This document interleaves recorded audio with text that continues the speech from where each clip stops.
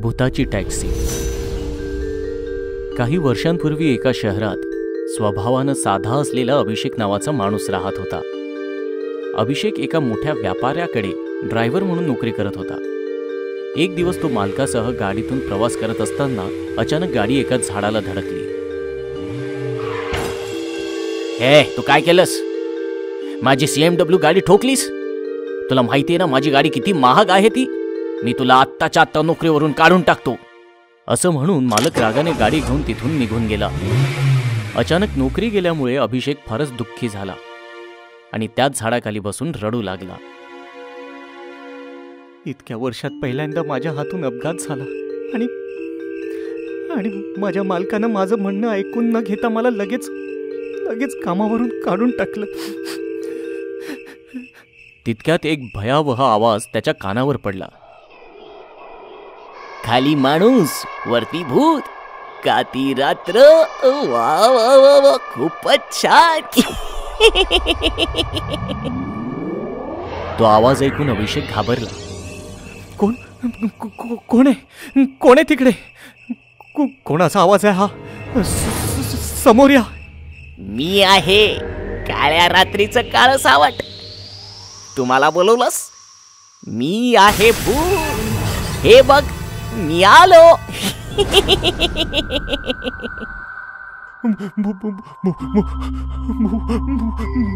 भूत? पिंपळाच्या झाडावरून भूत नाही तर का आंबे येणार?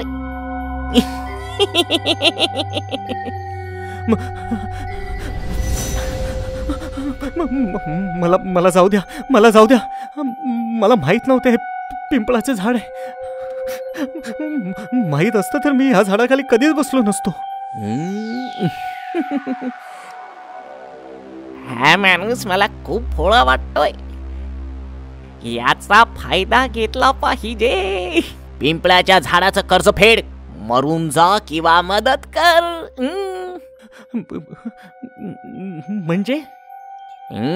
म्हणजे मी तुला आत्ताच खाऊन टाकीन. किंवा आपण दोघेही एकमेकांची मदत करू. तू माझी मदत कर, मी तुझी मदत करतो. ते कसं काय? मला माहित आहे तुझ्या मालकाने तुला कामावरून काढून टाकलंय. मी तुझी नोकरी तुला पुन्हा मिळवून देईन.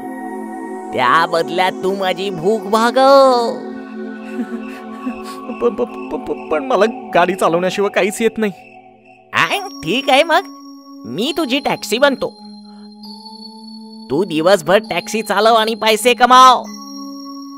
आणि मी रोज रात्री एका प्रवाशाचं भक्षण करणार. मी नाही करू शकत हे. मग मी तुला आत्ताच खाऊन टाकतो. कुठे फसलो मी? याला मला होकार द्यावाच लागेल, नाहीतर हे भूत मला आत्ताच खाऊन टाकेल. ठीक आहे, मला मान्य आहे. आता तू चालवणार भूताची टॅक्सी आणि मी प्रवाशांना खाणार. दुसऱ्या दिवसापासून अभिषेक भूताची टॅक्सी चालवू लागला. आता तो दिवसभर प्रवाशाला इच्छित स्थळी पोहोचवून पैसे कमावू लागला आणि रात्र झाली की शेवटच्या प्रवाशाला निर्जन ठिकाणी घेऊन जाऊ लागला. काय झालं? तू या निर्जन रस्त्यावर टॅक्सी का थांबवलीस? माफ करा ताई, आता माझ्या टॅक्सीच्या जेवणाची वेळ झाली. म्हणजे काय? म्हणजे मी आता तुला खाणार. टॅक्सीचं रूप धारण केलेलं भूत आता आपल्या मूळ स्वरूपात आलं आणि भूताने त्या महिलेला खाऊन टाकलं. असेच अनेक महिने निघून गेले. एकदा रात्रीच्या वेळेस एक माणूस त्या टॅक्सीजवळ आला आणि म्हणाला, भाऊ, तुम्ही मला माझ्या घरापर्यंत सोडणार का? हो नक्की, या बसा टॅक्सीमध्ये. थोडे पुढे गेल्यावर अभिषेकने टॅक्सी थांबवली. आता तुम्ही टॅक्सी का थांबवलीत? माफ करा भाऊसाहेब, आता माझ्या टॅक्सीच्या जेवणाची वेळ झाली. याचा अर्थ काय? याचा अर्थ आता मी तुला खाणार.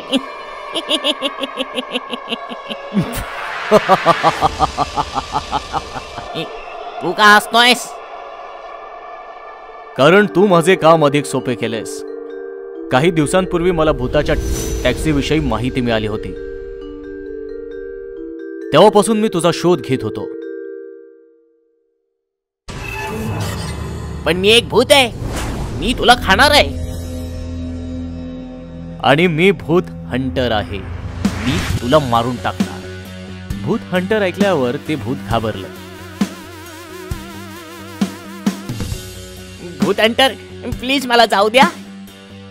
मी इथून पुढे कुठल्याही मनुष्याला नाही खाणार. मात्र भूत हंटरने त्याचं काहीच ऐकलं नाही आणि त्याने भूतावर एक शक्तिशाली मंत्र फेकलं. भूताची टॅक्सी, भूताची टॅक्सी, प्रवाशांना खाऊन टाकणारी भूताची टॅक्सी, भूताची टॅक्सी, अदृश्य हो भूताची टॅक्सी, अदृश्य हो भूताची टॅक्सी. भूत हंटरच्या मंत्र जपामुळे भूताने घाबरून तिथून पळ काढला. आणि अचानक अभिषेक जोर जोरात रडू लागला.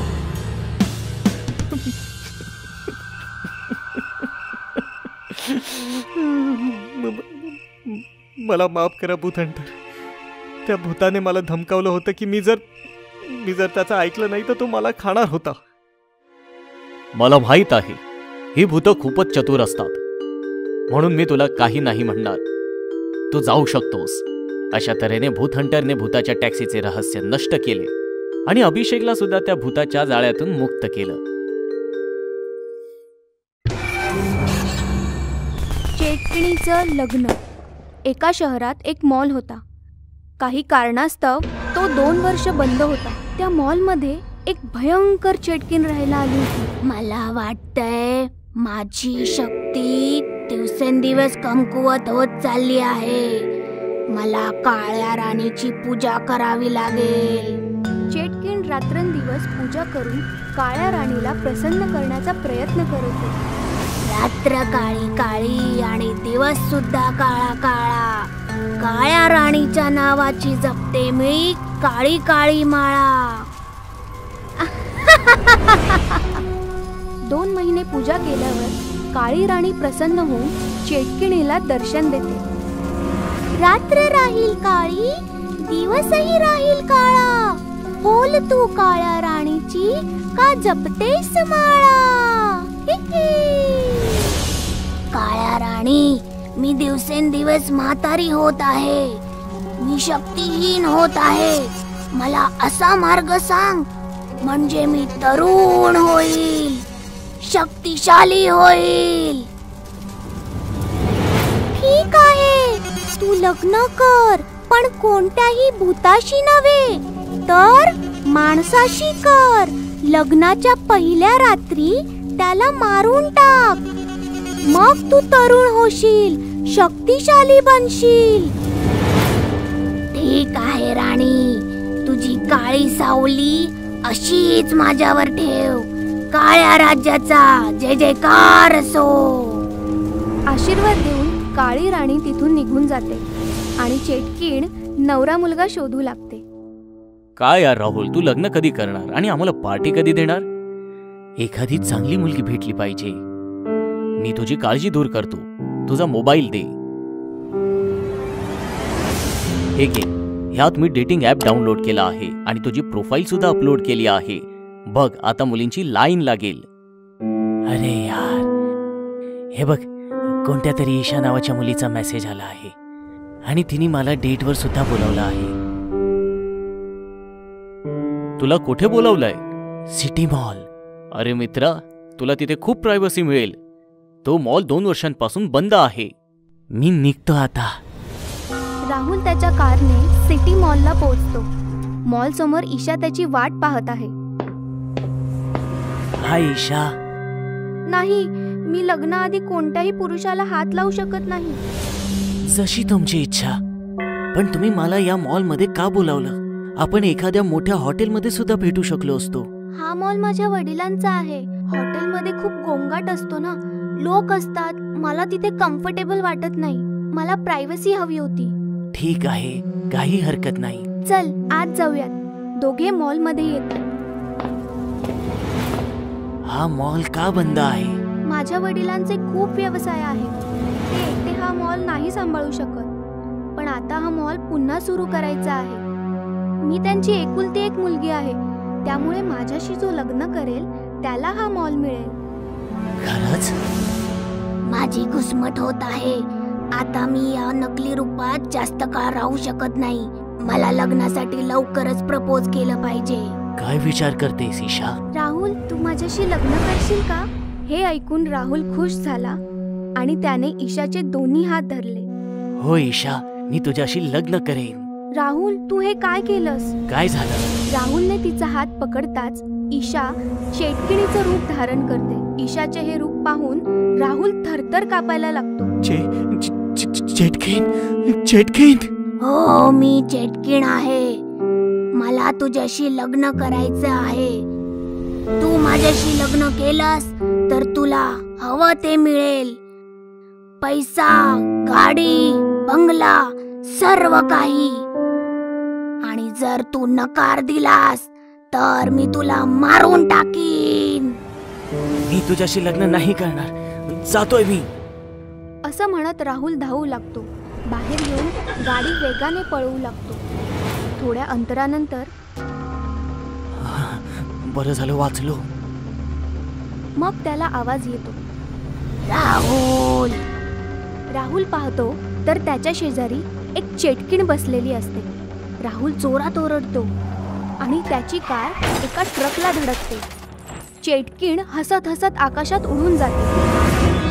अशा प्रकारे डेटिंग ॲप्सचा वापर करून चेटकीण अनेक मुलांना आपल्या जाळ्यात फसवते आणि त्यांनी नकार दिल्यास त्यांना मारून टाकते. एके दिवशी सुशांत नावाचा मुलगा चेटकिणीला भेटायला येतो. चेटकीण तिचं रूप बदलून त्याला भेटते. हाय ईशा. माफ करा, मी लग्नाआधी परपुरुषाला हात लावत नाही. ईशा, मला माहित आहे तू ईशा नाहीयेस. तू चेटकीण आहेस. ईशा तिच्या खऱ्या रूपात येते. तरीही तू मला घाबरत नाहीस? नाही, कारण मला तुझ्याशी लग्न करायचं. पण का? माझ्या कुंडलीत दोष आहे. जी मुलगी माझ्याशी लग्न करेल त्याच दिवशी तिचा मृत्यू होईल. त्यामुळे कोणतीही मुलगी माझ्याशी लग्न करायला तयार होत नाही. अरे वा, त्यामुळे तू मला बळीचा बकरा बनवायला आला आहेस. तसं नाही. लग्नापूर्वी पंडितजी यज्ञ करतील. त्यानंतर तुम्हाला कोणताही धोका होणार नाही. मग आपण लग्न करू शकतो. मग तू हे त्या मुलींना का नाही सांगितलंस? मी सांगितलं, पण माझ्यावर कोणाचा विश्वास बसला नाही. आणि तसंही त्यांच्याशी लग्न करून मला काय मिळणार? जर मी तुझ्याशी लग्न केलं तर मला सर्व काही मिळेल. बंगला, पैसे, कार.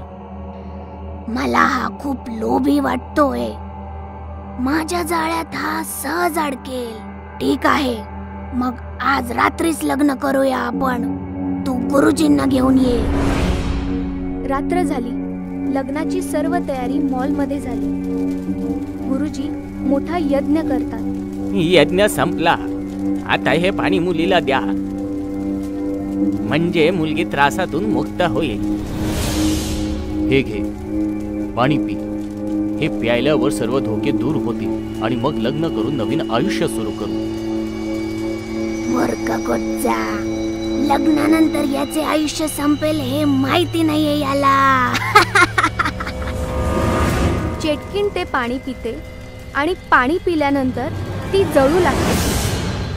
हे हे हे काय होतंय मला? मी जळत आहे. माझी फसवणूक केलीये तू. फसवणूक केलीये. तू माझ्या भावाला फसवलंस. तू कोण आहेस? मी त्याच राहुलचा भाऊ आहे ज्याला तू फसवून मारलंस. ज्या मुलांना तू तुझ्या स्वार्थापोटी मारलंस त्यांचा बदला घेण्यासाठी मी आलो आहे. मला वाचवा, मला वाचवा. अशा प्रकारे सुशांतच्या बुद्धिमत्तेमुळे चेटकिणीचे सर्व काळे हेतू उद्ध्वस्त होतात. चेटकीण मरते आणि शहरावरील धोका टळतो. गर्ल्स हॉस्टेल मधलं भूत. फार पूर्वी शहरात एक गर्ल्स हॉस्टेल असायचे, जिथे कॉलेजचे विद्यार्थी राहायचे तिथे अनेक मुली राहत होती. एके दिवशी अमेरिकेतील मोनिका नावाची NRI मुलगी त्या हॉस्टेलमध्ये राहायला आली. मी अमेरिकेहून आली आहे, मला इथे राहण्यासाठी खोली हवी आहे. किती दिवस? जोपर्यंत मी माझा अभ्यास पूर्ण करत नाही तोपर्यंत. आता मोनिका बाकीच्या मुलींसोबत हॉस्टेलमध्ये राहू लागली. एके दिवशी मोनिका तिच्या खोलीत रात्री झोपली असताना तिला काही आवाज आला. ती बाहेर आली. तिने पाहिले तर तिथे कोणीच नव्हतं. तिथे कोणी नाही आणि ती तिच्या खोलीत गेली. दुसऱ्या दिवशी ती काही मुलींसोबत बसून बोलत होती. तेव्हा सोनिया म्हणाली, मी लवकरच हे हॉस्टेल सोडून दुसरीकडे कुठेतरी राहायला जाणार आहे. हो, इथे रात्री खूप भीतीदायक आवाज येतात. हो, काल मलाही काही आवाज आला, पण घाबरण्यासारखे काय आहे? तुला नाही माहिती का, हे हॉस्टेल हॉन्टेड आहे. हो, लोक म्हणतात की या हॉस्टेलच्या ठिकाणी खूप वर्षापूर्वी एक तांत्रिक राहायचा जो काळ्या जादूचा वापर करून आत्म्यांना कैद करत असे. असं म्हणतात की तो तांत्रिक तर मेला, पण त्या सगळ्या आत्मा अजूनही भूत बनून इथे भटकत आहे. काय म्हणताय? तांत्रिक आत्मा आणि झपाटलेले? हे खरं आहे मोनिका. आम्ही सगळे इथून जाणार आहोत, तू पण आमच्या सोबत चल. भूत असं काही नसतं, म्हणूनच मी कुठेही जाणार नाही. अशा प्रकारे मोनिकाने इतर मुलींच्या बोलण्याची खिल्ली उडवली. त्याच रात्री मोनिका तिच्या खोलीत झोपली असताना तिला बाहेरून कसला तरी आवाज आला आणि ती उठून बसली. ते भूत पुन्हा आलेली दिसते. खोलीतून बाहेर आल्यावर तिला कोणीच नसल्याचे दिसले. ते भूत मला घाबरले असे दिसते. एवढं बोलून मोनिका दरवाजा बंद करू लागली.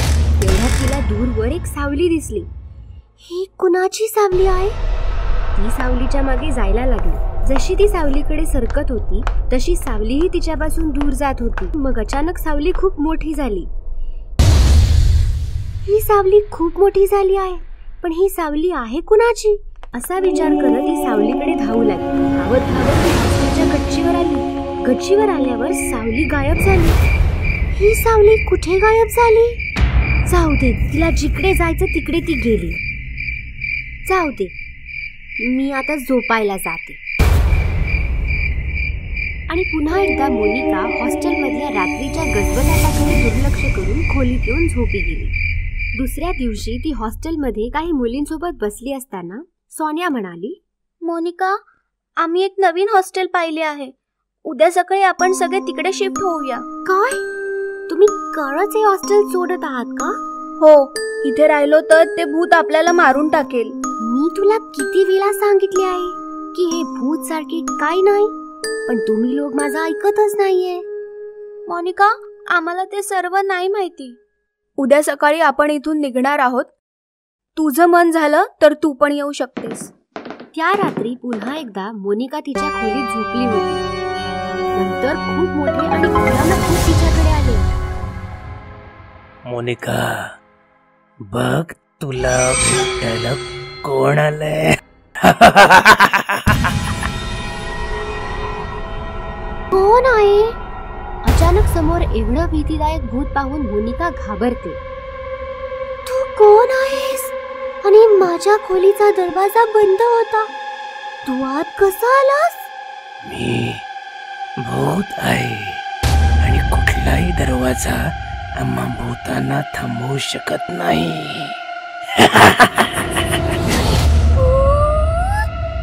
2 दिवसांपासून मी तुला हे पटवून देत आहे की तुम्हा माणसांप्रमाणे आम्ही भूत पण खरेच असतो, पण तू आमची थट्टा करतेस. म्हणून मी ठरवलं की आज तुला भूतांना भेटवतो. प्लीज प्लीज मला काही नका करू. प्लीज प्लीज मला जाऊ द्या. Please let me go please. भूताने मोनिकाचा हात पकडला आणि तो तिला घेऊन गायब झाला. भूत मोनिकाला जमिनीच्या खाली असलेल्या एका गुहेत घेऊन गेला. माझ्या घरी स्वागत आहे.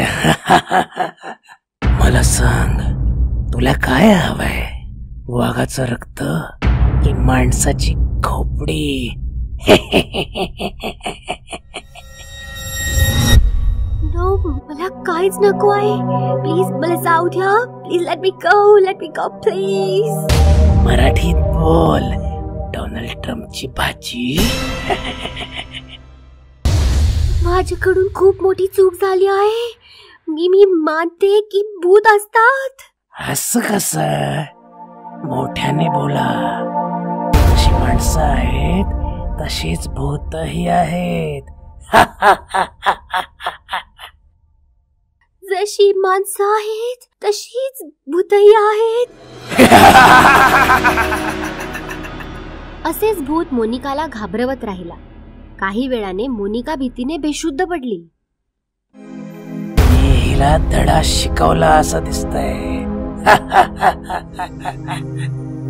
त्यानंतर सकाळी मोनिकाला जाग येताच ती तिच्या खोलीत असल्याचे तिला दिसले. भूत भूत, या हॉस्टेलमध्ये भूत आहे. मला इथे राहायचं नाही. ती हॉस्टेलच्या खोलीतून बाहेर आली. तिथे सोनिया, राणी आणि बाकीच्या मुली आहेत. सोनिया, मला पण घेऊन जा. या हॉस्टेलमध्ये खरंच भूत आहे. पण तुझं सामान? मला काही नको आहे. फक्त मला इथून बाहेर काढा. त्यामुळे हॉस्टेल हॉन्टेड असल्याची मोनिकाची खात्री पटली आणि ती तिचं सामान तिथेच सोडून पळून गेली. मित्र बनला भूत ही घटना आहे पुण्यातील. आयुष पुण्याच्या DK पाटील कॉलेजमध्ये फर्स्ट इयरला होता. त्याचं 12वी पर्यंतचं सर्व शिक्षण DK पाटील कॉलेजमधूनच झालं होतं. आयुषला IAS बनायचं होतं आणि त्यासाठी तो कॉलेजच्या लायब्ररीत दिवस रात्र अभ्यास करत असे. एक दिवस आयुषने लायब्रेरियनला विचारलं, टाइम्स ऑफ इंडिया कुठे आहे? मला सापडत नाहीये.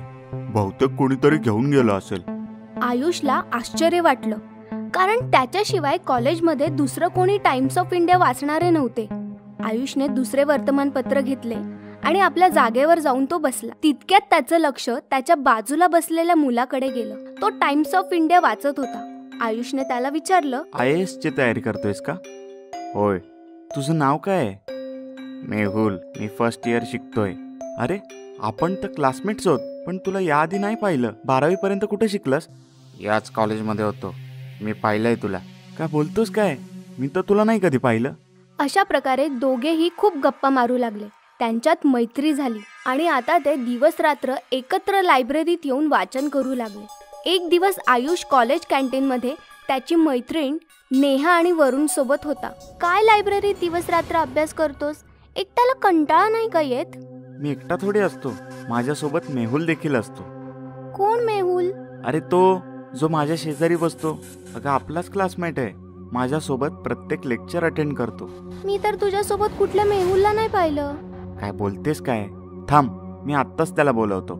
आयुषने मेहुलला फोन लावला, पण त्याचा फोन स्विच ऑफ येत होता. आयुषला टेन्शन आलं. नेहा त्याला म्हणाली, ठीक आहे बाबा, असेल कोणी मेहुल. असे माझं लक्ष मेहुलवर नाही, वरुणवर आहे. असं म्हणत नेहाने वरुणला मिठी मारली आणि आयुषला देखील मोकळं वाटलं. एकदा रात्री आयुष आणि मेहुल लायब्ररीत अभ्यास करत होते. खूप रात्र झाली होती. लायब्रेरियनला झोप आली आणि तो आयुषला म्हणाला, आयुष, आता लायब्ररी तूच सांभाळ. मी निघतो. तुझं झालं तर खाली शिपायाला टाळं लावायला सांग. लायब्रेरियन निघून गेला आणि आयुष मेहुल सोबत पुस्तक वाचण्यात गुंग झाला. वाचता वाचता आयुषचं लक्ष मेहुलच्या पुस्तकांवर गेलं.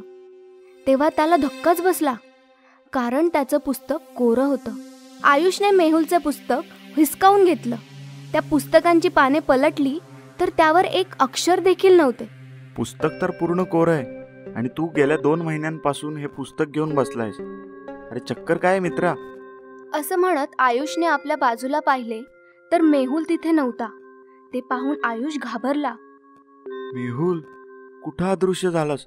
नेहा पण म्हणत होती तिने मेहुलला कधी पाहिलं नाही. लायब्ररियन पण लायब्ररीची जबाबदारी माझ्यावर सोपवून गेलाय. तो मेहुलला सुद्धा बोलू शकला असता. या लोकांनी मेहुलला कधी पाहिलं नाहीये का? मेहुल खरंच नाहीये का? हे पुस्तक, मेहुलचे अचानक गायब होणं, हे सर्व काय आहे? अचानक लायब्ररीची लाईट गेली आणि आयुष अजूनच घाबरला. त्याने डोळे बंद केले आणि लाईट येण्याची वाट पाहू लागला. अचानक लाईट आली आणि आयुष खुश झाला. त्याने डोळे उघडले. पाहतो तर काय, त्याच्या बाजूला मेहुलचं भूत बसलेलं होतं.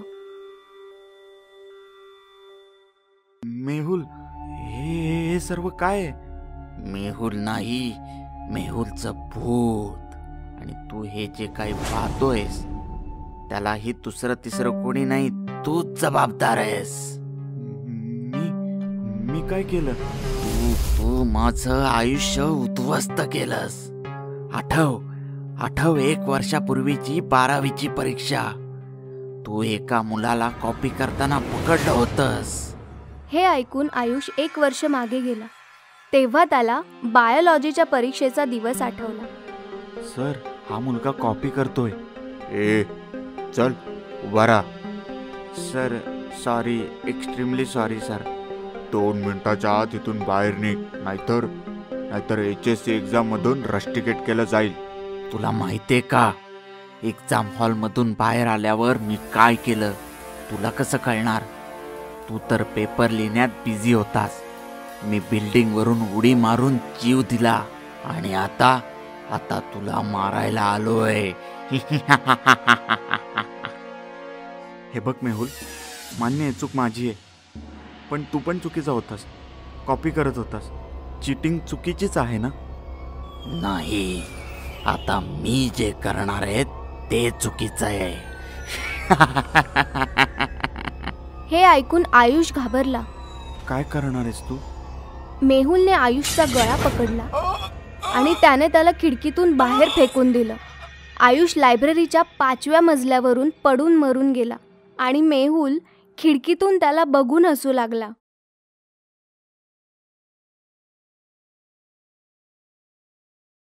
देवाशिष त्याची बायको जेनी सोबत US मध्ये राहायचा. त्याचे आई वडील नव्हते, फक्त आजोबा होते जे पुण्यामध्ये राहायचे. देवाशिष वर्षातनं एकदा जेनीला घेऊन आजोबांना भेटायला यायचा. एके दिवशी देवाशिषला इंडियातनं कॉल आला आणि देवाशिष लगेच जेनी सोबत इंडियात आला. दोघे पुण्याला आजोबांकडे पोहोचले तर दरवाजात लोकांची खूप गर्दी होती. पोलीसही होते. मृत्यू 15 दिवसांपूर्वीच झालाय. एकटेच होते ना, त्यामुळे कोणाचं लक्ष नाही केलं. वास येऊ लागला तेव्हा शेजाऱ्यांनी कंप्लेंट केली. देवाशिष आणि जेनी आतमध्ये आले आणि प्रेताला बिलगून रडू लागले. आजोबा, हे काय झालं?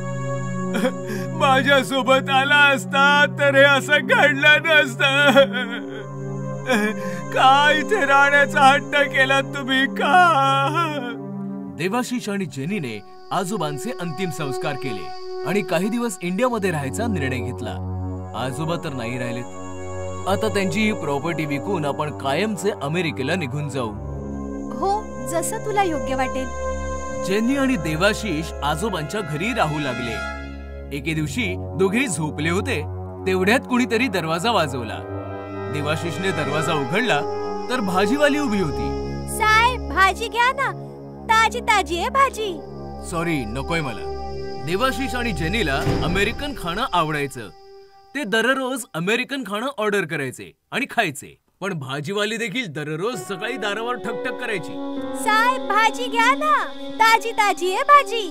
देवाशिष दररोज तिला नाही म्हणायचा आणि दररोज ती नेमाने यायची. एके दिवशी देवाशिषचं पोट खराब झालं आणि तो जेनीला म्हणाला, जेनी, आपण इंडियामध्ये आहोत तर आपल्याला इकडचंच खाणं खाल्लं पाहिजे. अमेरिकन फूड आपल्याला ह्या क्लायमेटमध्ये डायजेस्ट होत नाहीये. उद्या आपण भाजीवालीकडनं भाजी घेऊया. मध्यरात्र झाली होती. जेनी आणि देवाशिष झोपले होते की अचानक त्यांचा दरवाजा ठोठावला गेला. दोघे जागे झाले. आता यावेळी कोण आलंय? मी जाऊन बघतो, असं म्हणताच देवाशिषने जाऊन दरवाजा उघडला तर दरवाजामध्ये तीच भाजीवाली होती. तू तर सकाळी येतेस ना, आता रात्री पण येणं सुरू केलंस? ही काय वेळ आहे का यायची? देवाशिष उरडला. तेवढ्यात जेनी तिकडे आली आणि ती पण भाजीवालीला पाहून चकित झाली.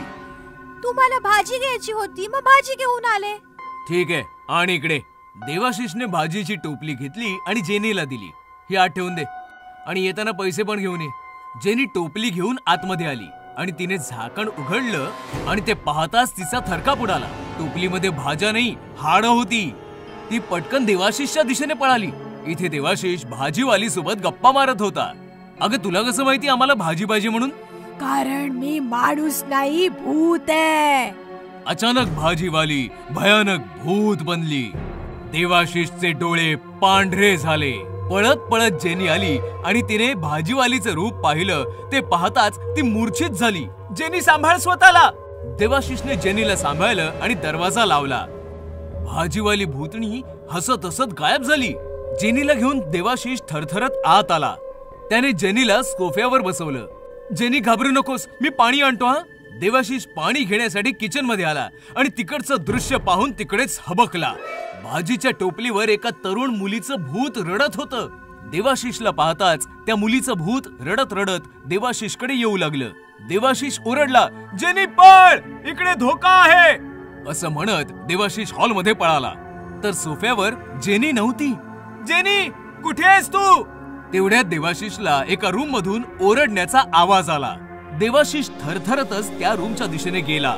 तेव्हा त्याने पाहिलं भाजीवालीचं भूत जेनीकडनं जमीन खोदून घेत होतं. खोद खोद, आणखीन खोल खोद. अचानकपणे देवाशिषला मागून कोणीतरी धक्का दिला. तो रूम मध्ये आला. त्याने मागे वळून पाहिलं तर मागे तरुण मुलीचं भूत उभं होतं. आलास काय तू? तू पण खोद. तुम्ही दोघी कोण आहात? आम्ही तुमचं काय बिघडवलंय? आधी खोदा तर खरं, सगळं काही समजेल.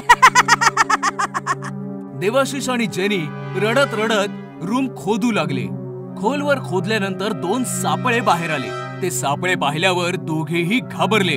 हे सापळे कोणाचे आहेत? इकडे कसे आले? हा सापळा माझा आहे आणि हा सापळा माझ्या मुलीचा. आम्ही मेलेलो. आम्हाला मारून इथे पुरून टाकलं. मारून टाकलं होतं तुझ्या आजोबांनी. खोटं, हे सगळं खोटं आहे. खोटं वाटत असेल तर माझ्या या मुलीला विचार, जी रडत बसलीये. माझी मुलगी तुझ्या आजोबांकडे भाजी विकायला आली होती. तेव्हा त्याने तिच्या बरोबर जबरदस्ती केली आणि मी जेव्हा तिला वाचवायला आले तेव्हा त्याने माझ्या सोबत पण जबरदस्ती केली आणि आम्हाला मारून इथे पुरून टाकलं.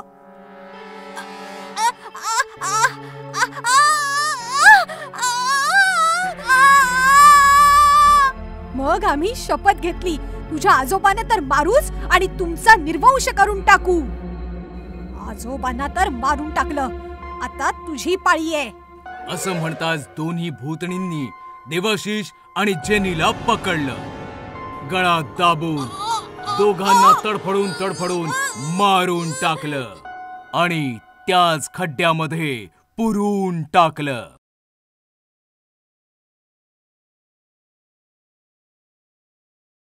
देवाशिष त्याची बायको जेनी सोबत US मध्ये राहायचा. त्याचे आई वडील नव्हते, फक्त आजोबा होते जे पुण्यामध्ये राहायचे. देवाशिष वर्षातनं एकदा जेनीला घेऊन आजोबांना भेटायला यायचा.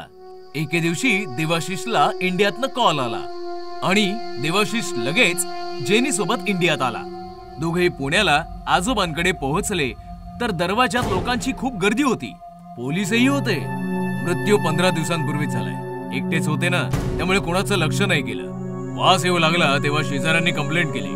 देवाशिष आणि जेनी आतमध्ये आले आणि प्रेताला बिलगून रडू लागले.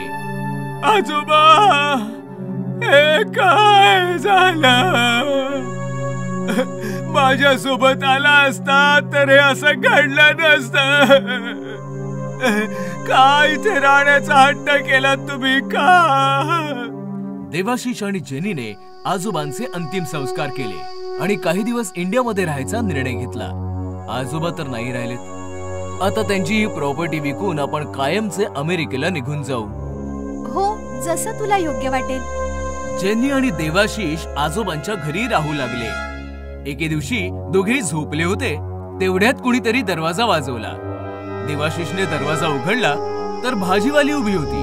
साहेब, भाजी घ्या ना, ताजी ताजी आहे भाजी. सॉरी, नकोय मला. देवाशिष आणि जेनीला अमेरिकन खाणं आवडायचं. ते दररोज अमेरिकन खाणं ऑर्डर करायचे आणि खायचे. पण भाजीवाली देखील दररोज सकाळी दारावर ठकठक करायची. साहेब, भाजी घ्या ना, ताजी ताजी आहे भाजी. देवाशिष दररोज तिला नाही म्हणायचा आणि दररोज ती नेमाने यायची. एके दिवशी देवाशिषचं पोट खराब झालं आणि तो जेनीला म्हणाला, जेनी, आपण इंडियामध्ये आहोत तर आपल्याला इकडचंच खाणं खाल्लं पाहिजे.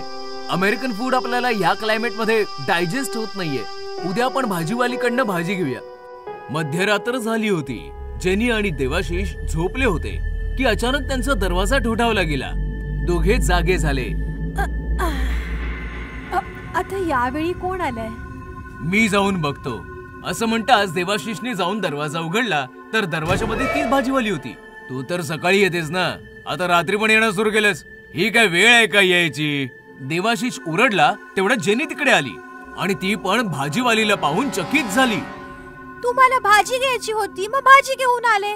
ठीक आहे, आणि इकडे. देवाशिषने भाजीची टोपली घेतली आणि जेनीला दिली.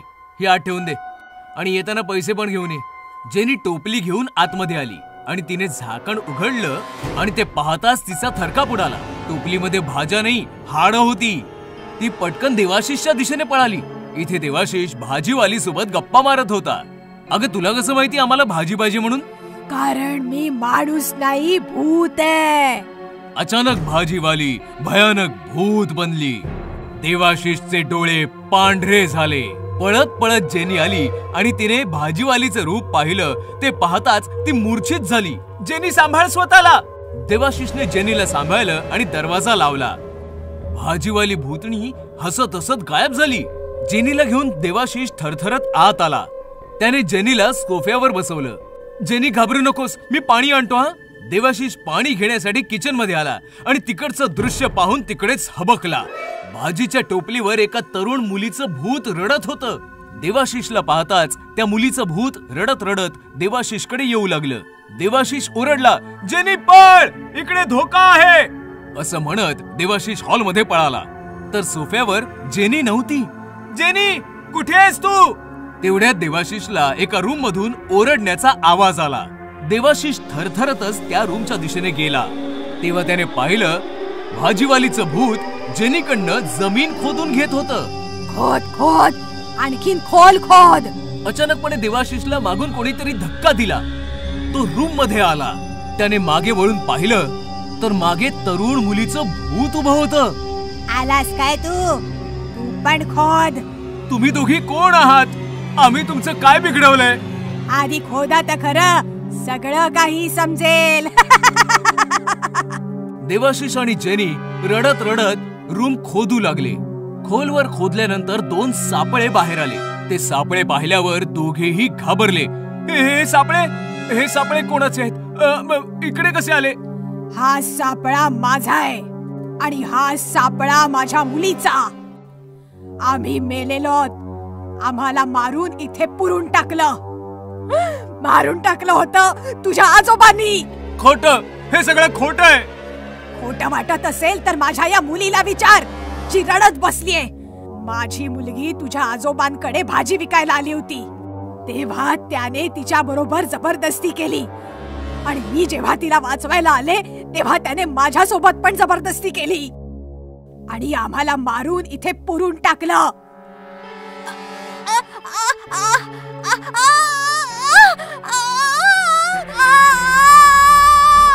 मग आम्ही शपथ घेतली, तुझ्या आजोबांना तर मारूच आणि तुमचा निर्वंश करून टाकू.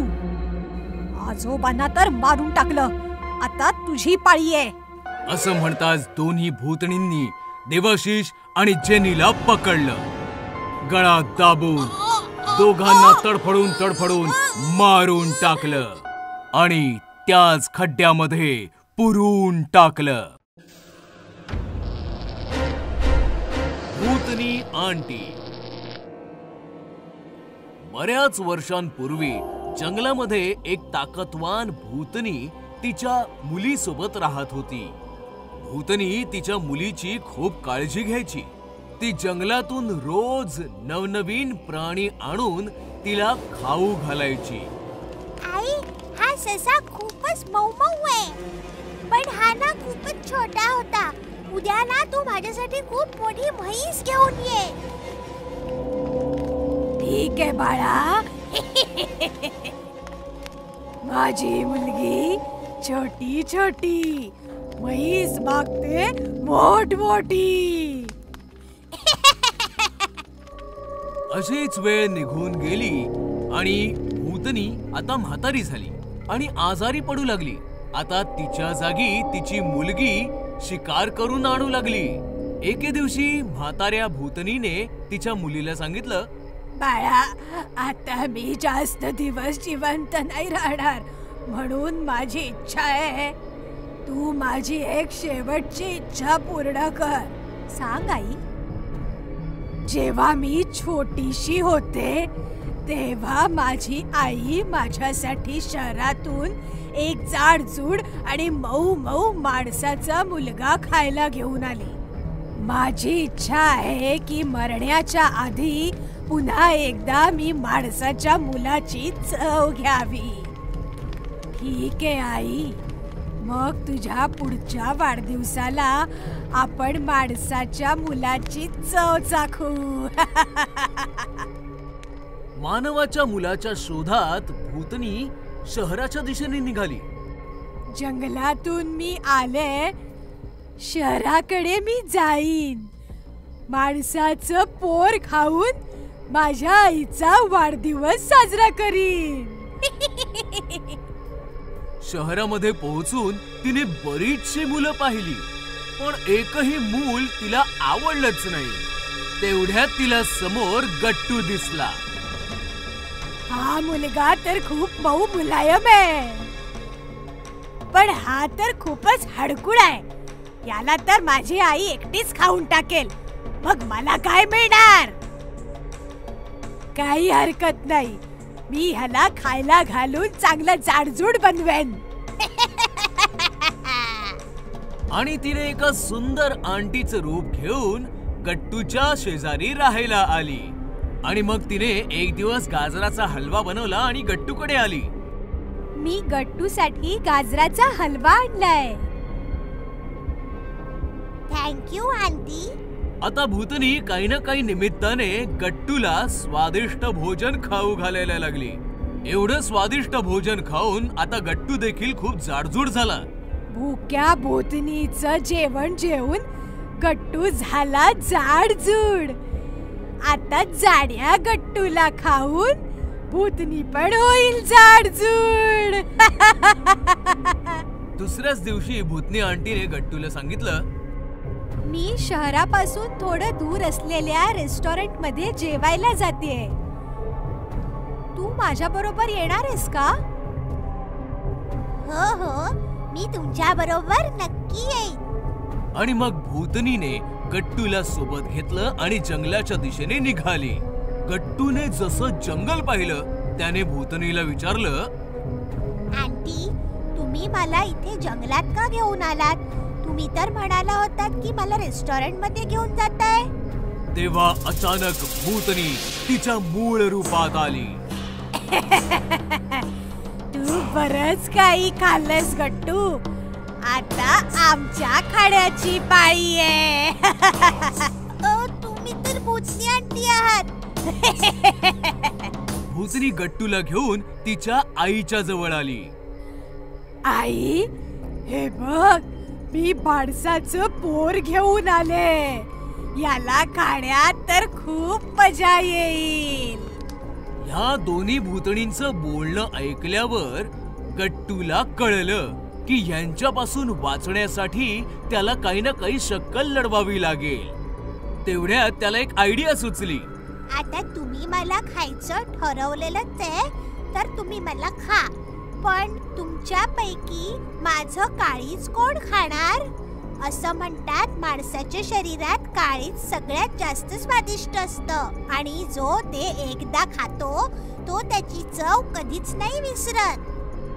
तसं तर मला वाटतं की माझं काळीज भूतनी आंटीनेच खायला पाहिजे, कारण त्यांनी खूप मेहनत केली आहे ना. नाही नाही, तुझं काळीज तर मीच खाणार, कारण माझ्या सांगण्यावरूनच तर तुझी भूतनी आंटी तुला शहरातून इथे घेऊन आलीये. पण मेहनत तर जास्त मीच केलीये ना. जेव्हा मी लहान होते तेव्हा माझ्या आईने मला मुलाचं काळीज खायला नव्हतं घातलं, म्हणून याचं काळीज तर मीच खाणार. असं कसं? मेहनत तर जास्त मी केलीये, मग याचं काळीज मीच खाणार. आणि मग बघता बघता भांडण विकोपाला गेलं. म्हाताऱ्या भूतणीने भूतणीवर खूप जोरात प्रहार केला. मग भूतणीनेही म्हाताऱ्या भूतणीला बेदम चोपलं. अशा प्रकारे दोघी आपसात भांडत मेल्या आणि गट्टू मात्र तिकडनं सुखरूप पळाला. इंग्रजी हडळ. ही कहाणी आहे इंग्लंडच्या लंडन शहराच्या जवळ असलेल्या छोट्याशा गाव पॅरिपोनाची.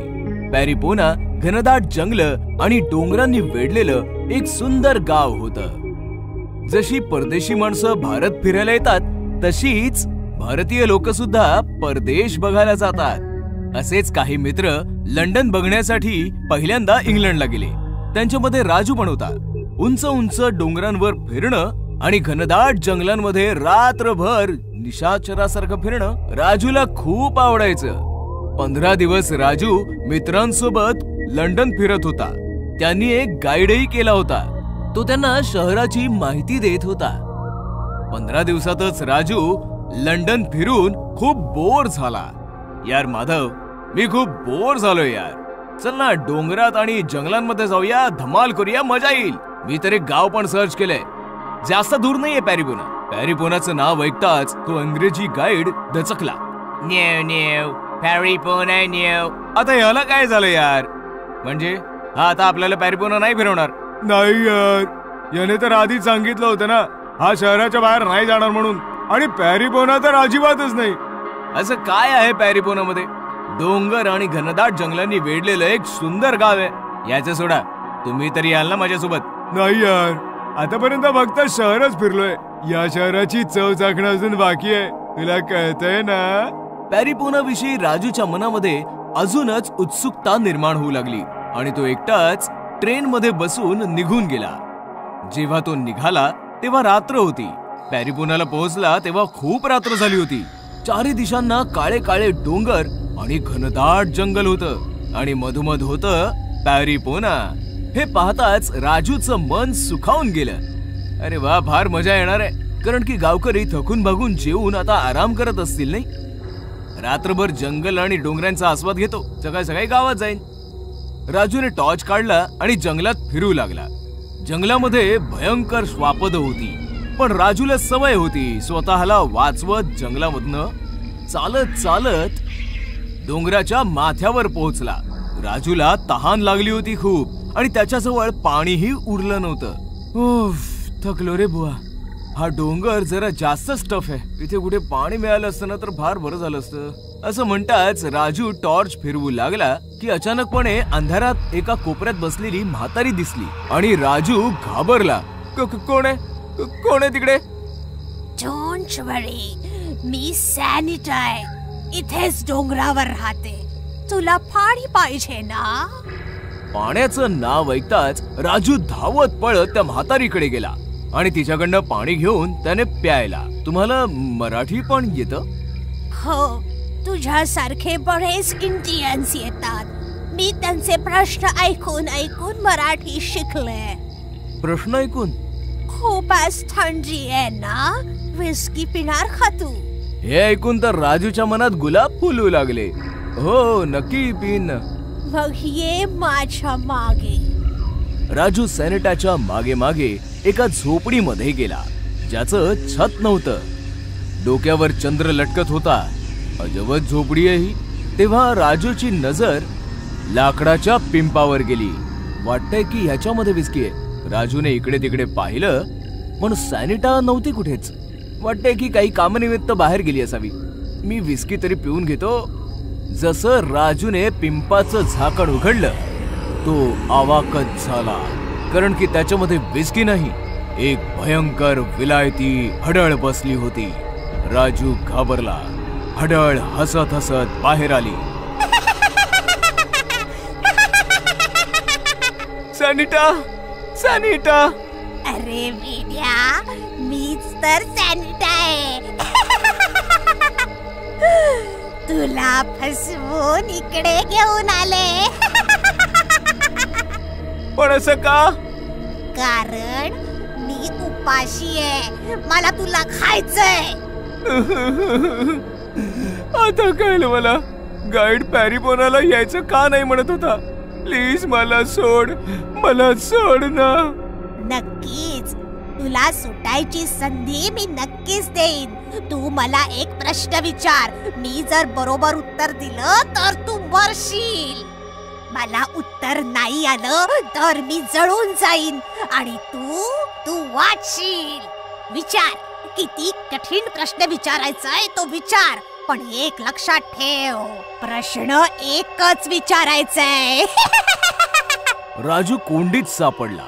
त्याला कळत नव्हतं की कोणता प्रश्न विचारला जावा जो सर्वात कठीण असेल आणि ज्याचं उत्तर त्या हडळीला येत नसावं. अरे देवा, कुठे अडकलोय मी ह्या. अशा कठीण प्रसंगी सोपं काम पण कठीण होऊन जातं आणि हिने तर प्रसंगच अजून कठीण केलाय. म्हणजे कठीण प्रश्नाचं उत्तर देणं हिच्यासाठी सोपं आहे. राजू संकटात सापडलाय हे बघून ती हडळ जोर जोरात हसू लागली. तिच्या जोर जोराच्या हसण्याच्या आवाजाने ते डोंगरही थरथर कापू लागले, ज्यामुळे तेही थरथरू लागले. काय झालं? प्रश्नाचं उत्तर नाही, प्रश्न विचारायला सांगितलाय. तो सुद्धा सगळ्यात कठीण प्रश्न, जो तुझा जीव वाचवू शकेल. चेहरा तर असा केलाय जसं काही मीच तुला एखादा प्रश्न विचारलाय. विचार तर करू दे. कर पटकन विचार कर, मला खूप भूक लागलीये. भूक तर मला पण लागलीये, पण माझा जीव वाचला तर मी खाईन ना. विचार कर राजू, लवकर विचार कर. अशा प्रकारे राजूने बराच वेळ आपलं डोकं खाजवलं, पण त्याला एकही कठीण प्रश्न सुचला नाही. त्याच्या डोक्यामध्ये प्रश्न तर भरपूर होते, परंतु प्रश्न तर भरपूर आहेत, पण ही हडळ पटकन त्याचं उत्तर देईल आणि मला माझा जीव गमवावा लागेल. नाही नाही नाही, फालतू प्रश्न विचारून कोंबड्यासारखं हलाल नाही व्हायचं आहे मला. कोंबडीचं अंड. अचानकपणे राजू जोराने ओरडला. मिळाला, प्रश्न सापडला. या ऐकताच हडळ खुश झाली. अच्छा, मला पण बघू दे किती कठीण प्रश्न आहे. जो कोणी या झोपडीत आलाय तो झोपडीच्या बाहेर नाही गेला, एवढं लक्षात ठेव. चल विचार. मी तुला जो प्रश्न विचारणार आहे ना, तो मी लहानपणापासूनच ऐकतोय, पण कोणी याचं उत्तर नाही देऊ शकलं. याचं खरं उत्तर जगातला कोणी माणूस नाही देऊ शकत. अरे तर मग पटकन विचार ना. प्रश्न हा आहे की आधी कोंबडी आली की अंड? आधी कोंबडी आली की आधी अंड? कोंबडी, अंड, नाही, अंड, कोंबडी, अंड, कोंबडी, अंड, कोंबडी, नाही, नाही. अशा प्रकारे हडळ अंड आणि कोंबडी करत राहिली आणि प्रश्नामध्ये गुरफटून गेली. थोड्या वेळाने अचानकपणे ती हडळ जळू लागली आणि बघता बघता ती हडळ जळून भस्म झाली. म्हटलं होतं ना मी, या प्रश्नाचं उत्तर आजपर्यंत कोणी नाही देऊ शकलंय. अशा प्रकारे राजूने आपल्या प्रश्नाने आणि सोबतच अख्ख्या पॅरीपोनाला हडळीच्या जाचातून मुक्त केलं. भुताटकीचं कपाट. ही गोष्ट आहे लखनौ शहरातली. राकेशचं शिक्षण लखनौमध्येच पूर्ण झालं होतं आणि तो बँकेमध्ये मॅनेजर सुद्धा होता. लखनौमध्ये त्याने घरे विकत घेतलं होतं.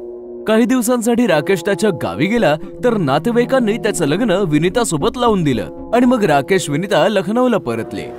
घर पाहून विनिता खूप खुश झाली आणि घराला घरपण देण्याचा प्रयत्न करू लागली. तिला एका कपाटाची गरज भासू लागली, त्यामुळे राकेशने म्युझियम मधनं एक कपाट खरेदी केलं. खूप जुनं आणि मौल्यवान दिसतंय, एखाद्या नवाबाचं असणार. एके रात्री राकेश आणि विनिता झोपले होते. अचानक विनिताची झोप उघडली. अख्ख्या घरात धूर धूर झाला होता. विनिताने कपाटाच्या दिशेने पाहिलं तर तिची शुद्ध सरपली. कपाटातून धूर येत होता. अहो उठा, कपाटाला आग लागलीये. राकेश जागा झाला. त्याने कपाट उघडलं तर कपाटामध्ये आग लागली होती. राकेशने त्याचे सगळे कपडे जमिनीवर आपटले आणि आग विझवली. अचानक आग कशी लागली? शॉर्ट सर्किट झालं असावं कदाचित. विनिताने कपाटाकडे बघितलं तर तिची शुद्ध सरपली. जमिनीवर पडलेले सगळे कपडे विनिताने चेक केले. अहो, तुमच्या एक गोष्ट लक्षात नाही आली. एवढी मोठी आग लागूनही कपाटाला काहीही झालेलं नाहीये. माझे सगळे कपडे तर अगदी नीट आहेत, फक्त तुमच्या कपड्यांना आग लागली. असं का बरं? डोक्याला जास्त त्रास देऊ नकोस, झोप आता. उद्या सकाळी कपाटाची जागा बदलू. विनीता राकेशच्या म्हणण्यानुसार झोपली घरी, पण रात्रभर तिला झोप नाही आली. रात्रभर ती कपाटाकडेच पाहत होती. सकाळी राकेशने चेक केलं, विनीताला जोराचा ताप भरला होता आणि ती शांतपणे झोपली होती. वाटतंय की सुट्टी घेऊन हिला हॉस्पिटलला घेऊन जावं लागेल. दुपारी राकेशचा कॉलेज फ्रेंड विकास आला, म्हणून राकेशने त्याला त्याचं घर दाखवलं. विकासची नजर जेव्हा त्या कपाटावर गेली तेव्हा तो विचारात पडला. हे कपाट कुठेतरी पाहिल्यासारखं वाटतंय. म्युझियम मध्ये पाहिलं असेल. तिकडनं चढलंय. खूपच जुनं आणि मौल्यवान कपाट आहे. नाही यार, आठवलं. कॉलेजच्या दिवसांमध्ये तुझ्या नवाबाच्या घरी पेंगेस म्हणून राहत होतास ना, त्याच्याच घरामध्ये होतं हे कपाट. चल, काही पण काय, तिथं तर कपाट पण नव्हतं. अरे काय बोलतोस तू? अरे तुझ्याच रूम मध्ये तर होतं. अरे यार, मी कशाला तुझ्याशी वाद घालतोय? एक नंबरचा विसराळू आहेस. रात्री जेवलेलं सकाळी लक्षात नाही राहत. एके संध्याकाळी विनीता इस्त्री केलेले कपडे कपाटात ठेवायला गेली. जसं तिने कपाटाचा दरवाजा उघडला, एक प्रेत खाली पडलं. विनीता जोराने किंचाळली. राकेश जेव्हा तिकडे पोहोचला, विनीता म्हणाली, कपाटातून प्रेत पडलंय. कुठे प्रेत? विनीताने जमिनीवर पाहिलं. तिकडे काहीच नव्हतं. आता तर पडलं होतं कपाटातून. तुझी तब्येत ठीक नाहीये, भ्रम झाला असेल. विनीता राकेशला बिलगून रडू लागली. मला खूप भीती वाटतेय. मला माझ्या माहेरी जायचंय. राकेशने मान्य केलं आणि तिला घेऊन बस स्टॉपवर आला.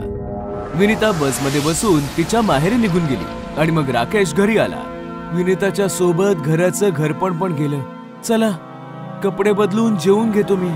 राकेश कपडे बदलण्यासाठी बेडरूम मध्ये आला तर तिथलं दृश्य बघून तो चकित झाला. एक स्त्री बिछाण्यावर झोपली होती. कोण आहेस तू? घरात कशी आलीस?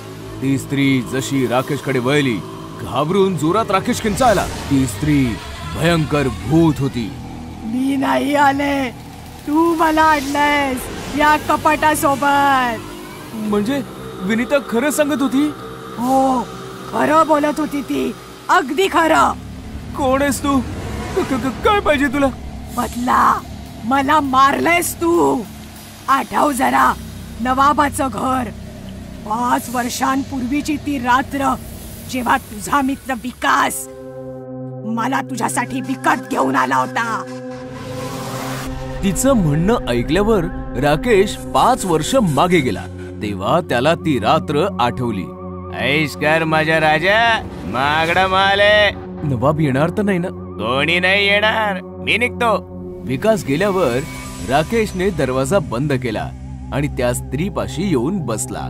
तिला स्पर्श करणार की अचानक दरवाजावर ठकठक झाली. ओ गॉड, नवाब आलाय. तू पटकन कपाटात लप, पटकन. ती स्त्री कपाटात लपली आणि राकेशने दरवाजा उघडला तर बाहेर नवाब उभा होता. काय चाललं आहे? अभ्यास सुरू आहे माझा नवाब साहेब. तुमच्या गावाहून फोन आला होता. तुमच्या वडिलांचा मृत्यू झालाय.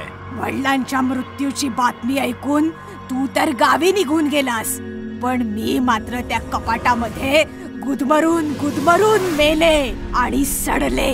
नवाब मरतास कपाटात कैद असलेलं माझं भूतही म्युझियम मध्ये पोहोचलं. आणि चमत्कार तर बघ ना, आज मी या कपाटासोबतच तुझ्या समोर उभी आहे.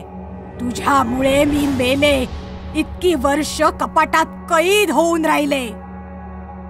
आता तुला माझ्या सोबत यावं लागेल. मला माफ कर, मी विसरलो होतो की तू कपाटात बंद आहेस. राकेश आर्जव करू लागला तर तिने तिचा हात पुढे केला.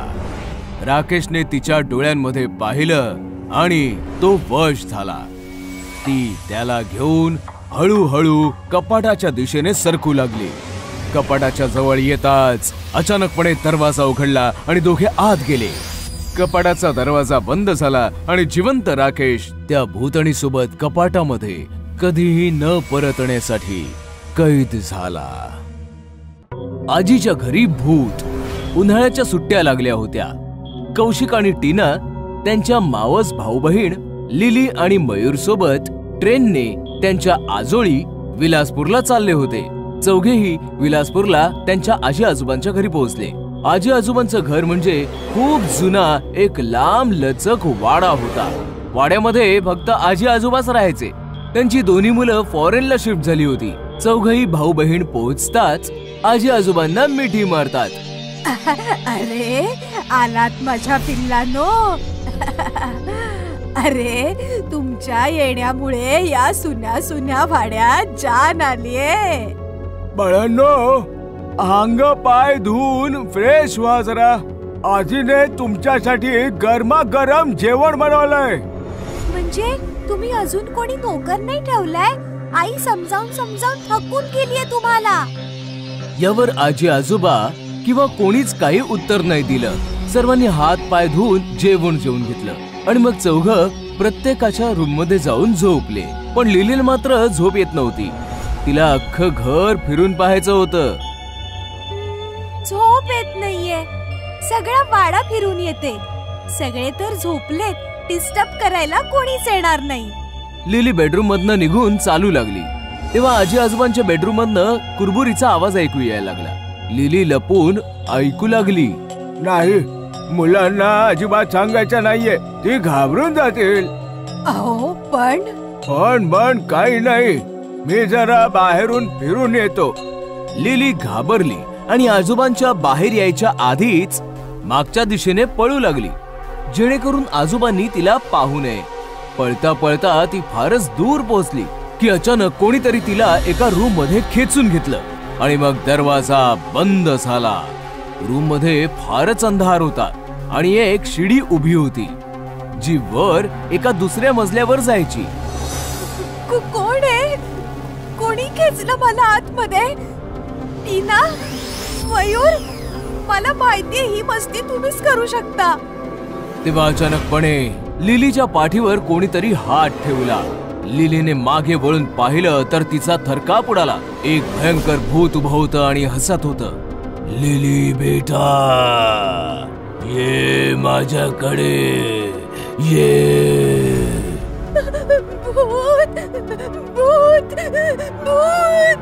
भूत लिलीच्या दिशेने पुढे येऊ लागलं. लिली जोरात ओरडली आणि तिने तिचे दोन्ही डोळे बंद केले. Lily, what happened? तू इकडे काय करतेस? लिलीने डोळे उघडले तर समोर कौशिक, मयूर आणि टीना होते. लिलीने कौशिकला मिठी मारली आणि रडू लागली. कौशिक, इकडे भयानक भूत आहे. लिली, कम ऑन, भूत वगैरे काही नसतं. नक्कीच तुला भ्रम झाला असेल. तेव्हा अचानकपणे टीना जोरात किंचाळली. काय झालं? टीनाने शिडीच्या दिशेने इशारा केला.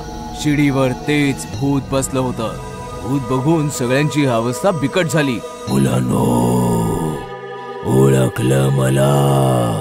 मी तुमच्या सोबत खेळायचो, तुम्हाला झोपाळ्याला झोके द्यायचो. बघ, तोच आहे. या माझ्याकडे.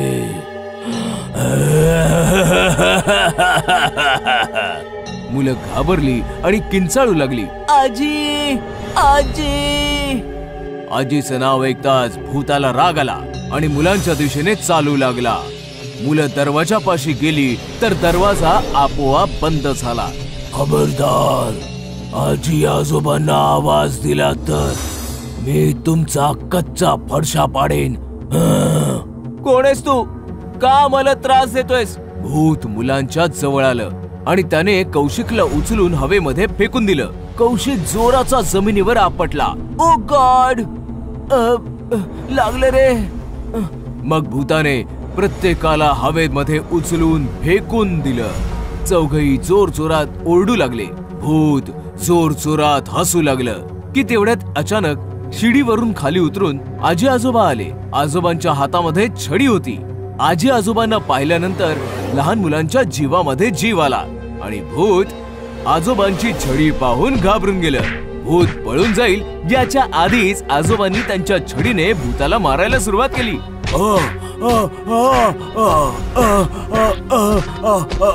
मालक, मला माफ करा. माफ करा.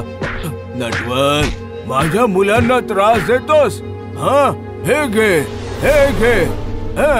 आणखी मारा त्याला. आजोबांनी भूताला खूप मारलं आणि भूत खूप घायाळ झालं. चल पळ, पुन्हा मुलांना त्रास दिलास ना तर लक्षात ठेव.